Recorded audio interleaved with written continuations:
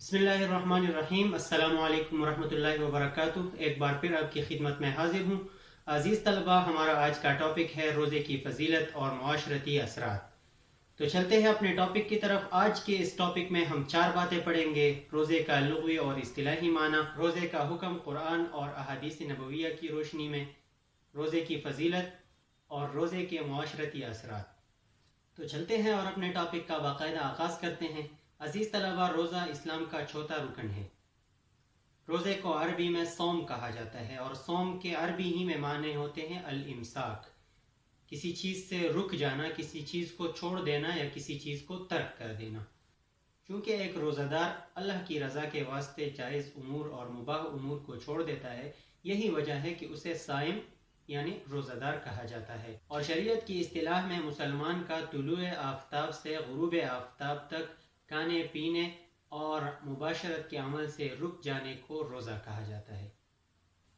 और कायनात के निज़ाम में क़यामत तक तसलसल लाने के लिए अल्लाह ताला ने मुख्तलिफ़ मखलूक़ात और मुख्तलिफ़ नबातात में रिप्रोडक्शन यानी तवल्लुद और तनासुल का सिलसिला जारी किया हुआ है।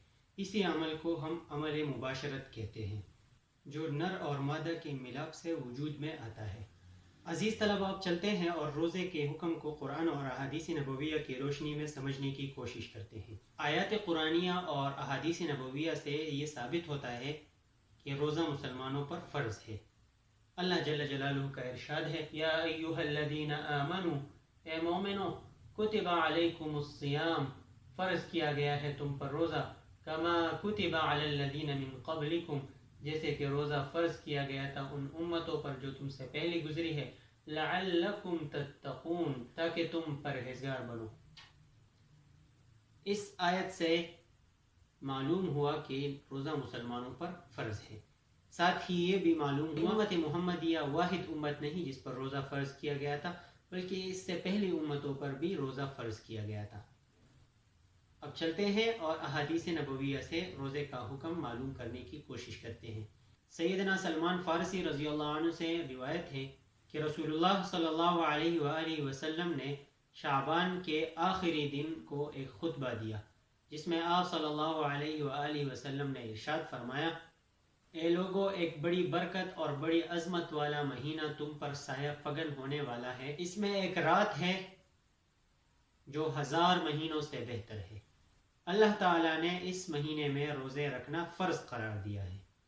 एक दूसरी हदीस में हज़रत अबू हुरैरा रज़ियल्लाहु अन्हु बयान करते हैं कि रसूल करीम सल्लल्लाहु अलैहि वसल्लम ने इरशाद फरमाया, चांद देखकर रोज़ा रखो और चांद देखकर ईद करो, और अगर मतला अबर आलूद हो तो 30 दिन के रोज़े पूरे करो। इस हदीस में नबी करीम सल्लल्लाहु अलैहि वसल्लम ने इरशाद फरमाया है कि जैसे ही माह रमज़ान का चांद नज़र आए तो रोज़े रखो, और रोज़े रखने का अमर यानी हुक्म दिया है, और सीगा अमर वजूब के लिए आता है, लिहाजा मालूम हुआ कि रोज़े रखना वाजिब और फ़र्ज़ है।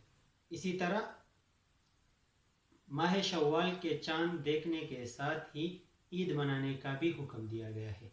और हदीस के अगले हिस्से में ये भी बयान किया गया है कि अगर मतला अबर आलूद हो और चांद दिखाई न देता हो, 30 दिन के रोज़े पूरे किए जाए।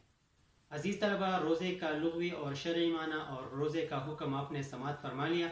अब चलते हैं इस लेसन के तीसरे पार्ट की तरफ, और वो है रोज़े की फ़जीलत।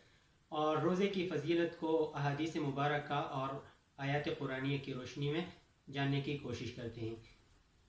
कुरान मजीद और अहादीस नबविया में रोज़ा रखने के बेशुमार फ़ज़ाइल बयान हुए हैं। अल्लाह ताला ने रोज़े की फ़र्ज़ियत को तक़वा के हुसूल का ज़रिया करार दिया है। कुरान करीम और रमज़ानुल मुबारक के रोज़ों का आपस में गहरा ताल्लुक़ है, क्योंकि इसी मुक़द्दस महीने में कुरान करीम का नुज़ूल हुआ जब नबी करीम सल्लल्लाहु अलैहि वसल्लम गार हिरा में मोतकिफ़ थे, और रोज़े इस नेमत के मिलने पर शुक्राने का इजहार है। हज़रत अबू हुरैरा रज़ियल्लाहु अन्हु नबी करीम सल्लल्लाहु अलैहि वसल्लम से नक़ल करते हैं कि नबी करीम सल्लल्लाहु अलैहि वसल्लम ने इरशाद फरमाया कि जब रमज़ानुल मुबारक आता है तो रहमत के दरवाज़े खोल दिए जाते हैं और जहन्नम के दरवाज़े बंद कर दिए जाते हैं और शयातीन को जंजीरों में जकड़ दिया जाता है। हदीस कुदसी का मफ़हूम है, रसूलुल्लाह सल्लल्लाहु अलैहि वसल्लम ने इरशाद फरमाया ہر نیک عمل کا ثواب زیادہ کیا جاتا ہے، ایسے کہ ایک نیکی کا ثواب 10 سے 700 گنا بڑھایا جاتا ہے۔ اور اللہ تعالیٰ فرماتا ہے الصوم لی، روزہ میرے لیے ہے، وَأَنَا أَجْزِي بِهِ، اور روزے کا بدلہ میں ہی دوں گا۔ اسی حدیث کو ان الفاظ کے ساتھ بھی نقل کیا گیا ہے کہ الصوم لی وَأَنَا أُجْزَى بِهِ، روزہ میرے لیے ہے اور روزے کا بدلہ میں ہی ہوں۔ عزیز طلبہ، حدیث کو ان الفاظ کے ساتھ سمجھنے میں ایک قصہ معاون ثابت ہوگا، تو چلتے ہیں اور آپ کو ایک قصہ سناتے ہیں۔ مشہور ہے کہ ایک بادشاہ کو اپنی کنیز کے ساتھ انتہائی لگاؤ تھا، اور بادشاہ کے دیگر مصاحبین ہمیشہ اس بات پر ان سے ناراض رہتے تھے۔ بادشاہ نے سوچا کیوں نہ اس عقیدت اور لگاؤ کی وجہ ان مصاحبین پر بھی واضح کر دی جائے۔ لہٰذا ایک دن انہوں نے اپنے مصاحبین میں اعلان کر دیا کہ آج خزانے کے دروازے میری طرف سے تمہارے لیے کھلے ہیں، جو کچھ لینا چاہے لے سکتا ہے۔ تمام مصاحبین یکے بعد دیگر خزانے پر دوڑے اور جسے جتنا ہاتھ لگا اٹھا لیا، لیکن یہ کنیز جو بادشاہ کی انتہائی قریب تھی وہ اپنی جگہ سے نہ ہلی۔ بادشاہ نے کہا کہ تم کچھ لینا نہیں چاہتی؟ کنیز آگے بڑھی اور بادشاہ کے سر پر ہاتھ رکھ دیا۔ سارے مصاحبین پریشان، یہ کیا حرکت ہوئی؟ بادشاہ کے سر پر ہاتھ رکھ دیا۔ بادشاہ سلامت نے کہا کہ بھائی کیا بات ہے، تم نے میرے سر پر ہاتھ کیوں رکھا؟ کہا بادشاہ سلامت، آپ ہی نے تو کہا تھا کہ جو کچھ لینا چاہے وہ لے سکتا ہے،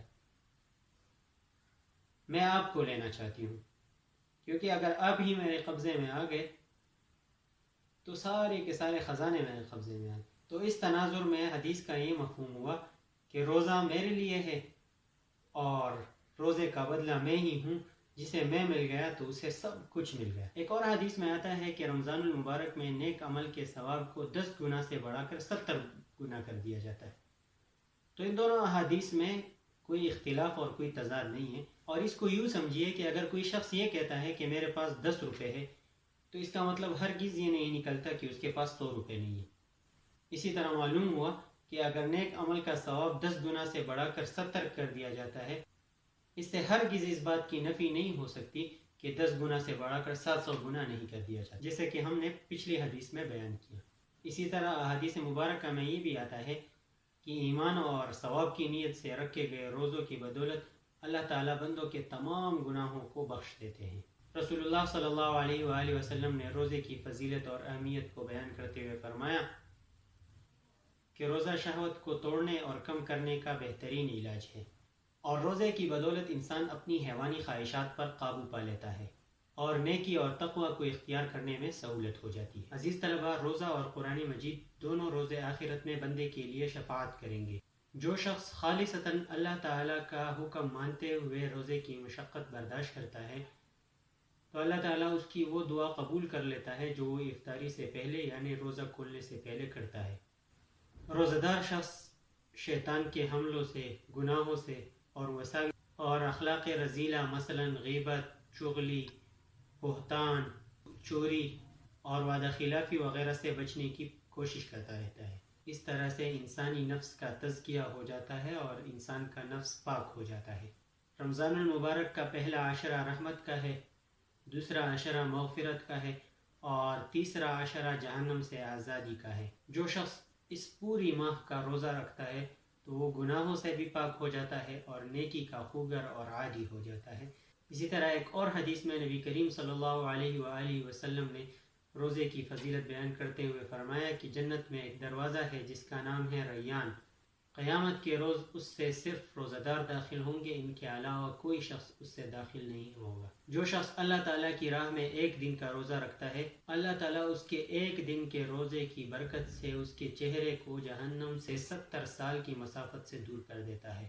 رمضان المبارک کے مہینے میں اللہ کی راہ میں خرچ کرنا سب سے فضیلت والا عمل ہے۔ یہی وجہ ہے کہ نبی کریم صلی اللہ علیہ وآلہ وسلم کے بارے میں آتا ہے کہ آپ صلی اللہ علیہ وآلہ وسلم رمضان المبارک کے مہینوں میں تیز آندھیوں سے بھی زیادہ سخی ہوتے تھے، انتہائی تیزی کے ساتھ سخاوت فرماتے تھے اور اللہ کی راہ میں بیواؤں، یتیموں اور محتاجوں پر خرچ کیا کرتے تھے۔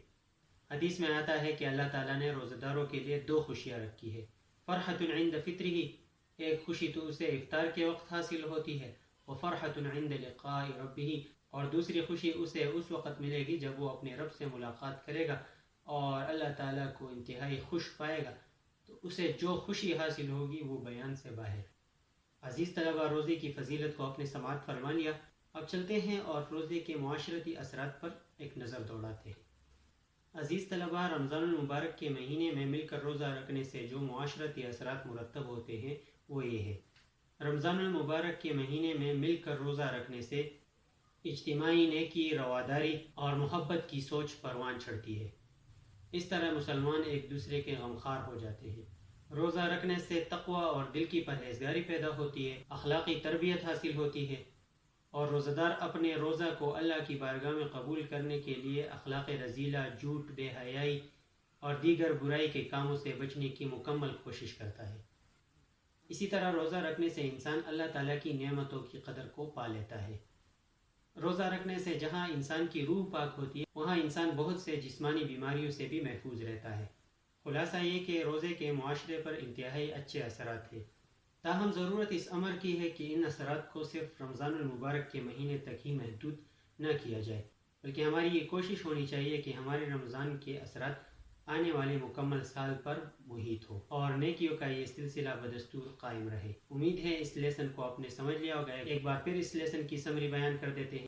اس لیسن میں آپ نے روزے کے لغوی اور اصطلاحی معنی کو سمجھا، روزے کا حکم قرآن اور احادیث نبویہ کی روشنی میں سمجھا، روزے کی فضیلت سے متعلق چند احادیث آپ نے سماعت فرمائے، اسی طرح روزے کے معاشرتی اثرات پر بھی مختصر سی گفتگو ہوئی۔